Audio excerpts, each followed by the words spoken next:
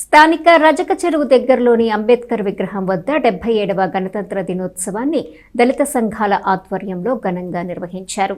ప్రస్తుతం దేశంలో ఉన్నటువంటి రాజకీయ సామాజిక రుగ్మతల కారణంగా రాజ్యాంగానికి రక్షణ కరువైందని, అందువల్ల ప్రజా సంఘాల నాయకులు ఈ రోజును రాజ్యాంగ రక్షణ దినంగా పాటించాలని దళిత సంఘాల నాయకులు నిర్ణయించారు.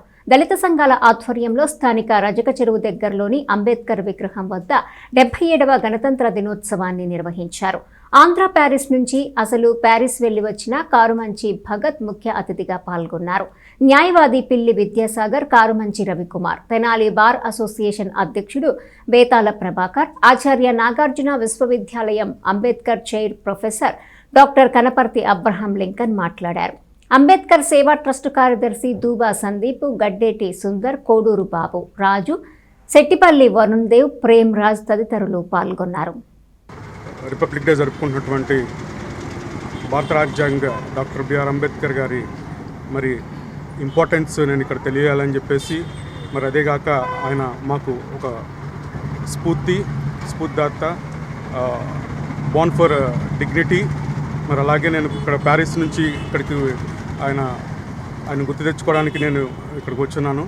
మరి ఈ సెలబ్రేషన్ చేసుకుంటున్నాం. మీ అందరికీ విచ్చేసినట్టు అందరికీ ధన్యవాదాలు తెలియజేసుకుంటూ జై భీమ్. రాజ్యాంగ నిర్మాత బాబాసాహెబ్ అంబేద్కర్ గారి రచించిన రాజ్యాంగాన్ని మరి భారత రాజ్యాంగంగా మరి అమల్లోకి వచ్చినటువంటి దినోత్సవం. మరి ఈరోజు రిపబ్లిక్ డే సందర్భంగా ఆంధ్ర ప్యారిస్ నుంచి ప్యారిస్ వెళ్ళి అక్కడ పరిస్థితి తెలుసుకొని మళ్ళా ఆంధ్ర ప్యారిస్కి వచ్చినటువంటి తెనాలి మరి విద్యార్థి, మరి ముఖ్యంగా కారుమంచి భగత్ ఈరోజు వచ్చి ఈ కార్యక్రమాన్ని నిర్వహిస్తున్నారు.